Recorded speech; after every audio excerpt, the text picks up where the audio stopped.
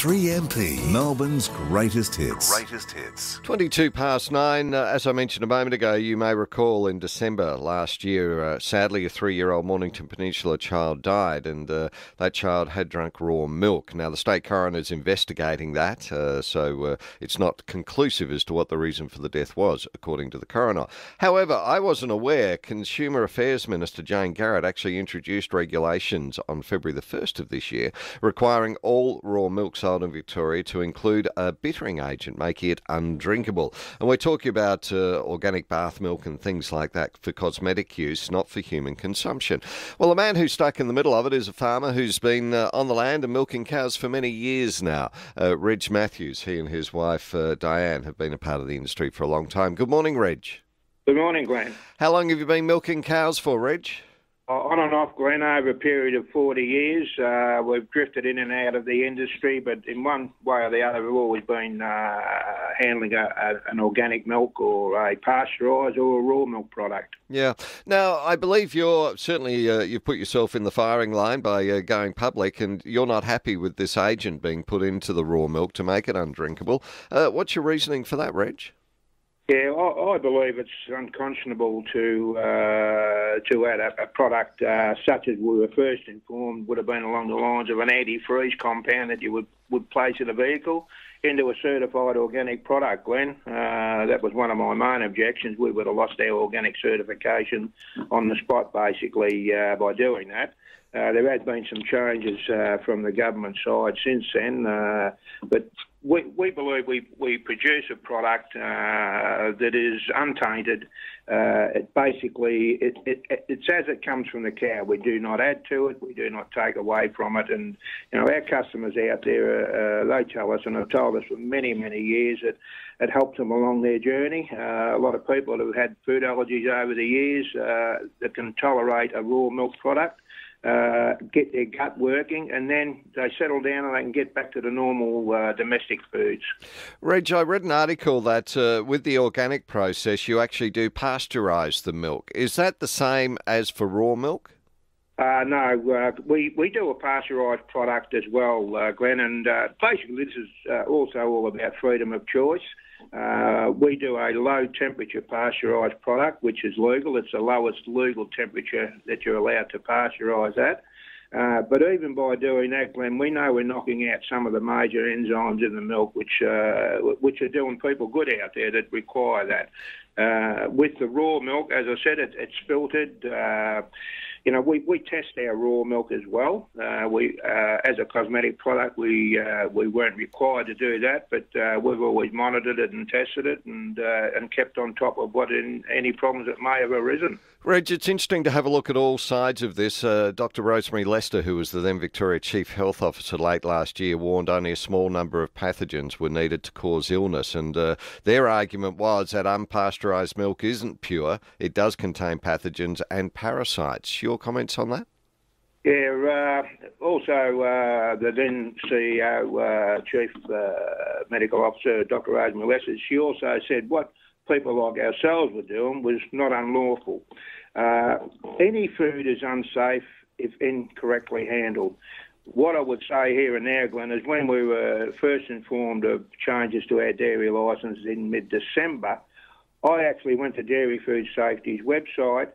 On that front page of their website, they had forwarded you to Food Standards Australia, New Zealand. Now, they're the overruling body for the food as such.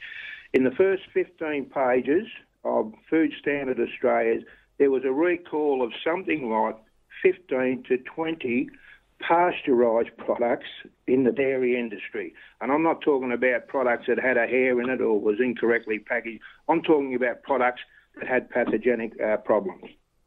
Okay. Now, I also noticed that the company which was in the middle of the discussion from December last year was a company called Mountain View. They were selling about 3,000 litres of its bath milk each week. That's a lot of milk which is going out as raw cosmetic milk, Reg. Yeah, across Australia, there's a lot more than that, Glenn. It makes us puts us in a position to sell a product as cosmetic, which was legal at the time, and we obviously couldn't tell the public you can drink or consume this product. But we do farmers markets. We do 8 different farmers markets, so we've got the public in our face all the time, and there's a huge outcry out there about their freedom of choice being taken away, firstly. I think very shortly, and perhaps within the next couple of weeks, there's thousands of signatures that are about to be tabled in Parliament. Is it a case of just labelling the product better than what it's being labelled at the moment, Reg, do you think? Well, I think that's a good start. When we spoke to Dairy Food Safety in December, we said, well, we could package it in a shampoo bottle if you like, and we know darn well the customers are still going to purchase that product. They want the raw milk. Okay, so they'll drink it no matter what.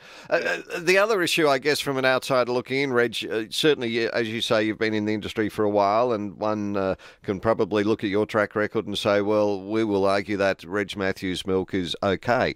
However, when it's like this and there's no unpasteurising, there's no guards on the guy down the road as to what their standards are like and what their raw milk is like. You can understand people's concern to a degree there, I guess, can't you, Reg? Yeah, I'm concerned about the black market side of it, Glenn. We were audited twice a year by Dairy Food Safety for the pasteurised side of our operation. At that time, they had no jurisdiction whatsoever over a cosmetic product. But we were operating and continue to operate a safe, well-audited dairy. That's where this industry should be at. We need to look at, if the government have the will and sit down with us, we need to have standards and regulations put in place like there are in all countries of the world except Australia, Canada and Scotland, I believe, off the top of my head, Glenn. There's plenty of regulations out there that we can look at from around the world, and, we're quite capable of coming up with our own regulations.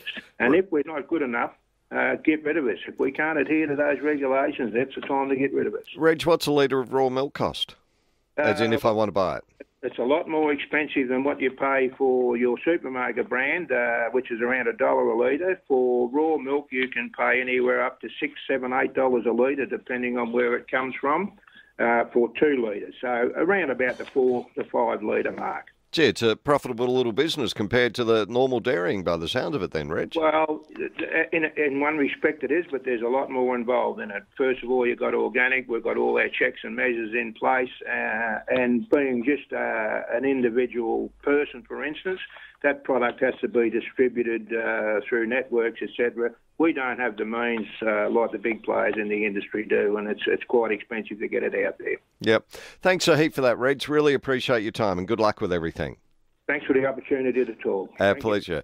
Reg Matthews, dairy farmer there, talking about raw milk from Gippsland.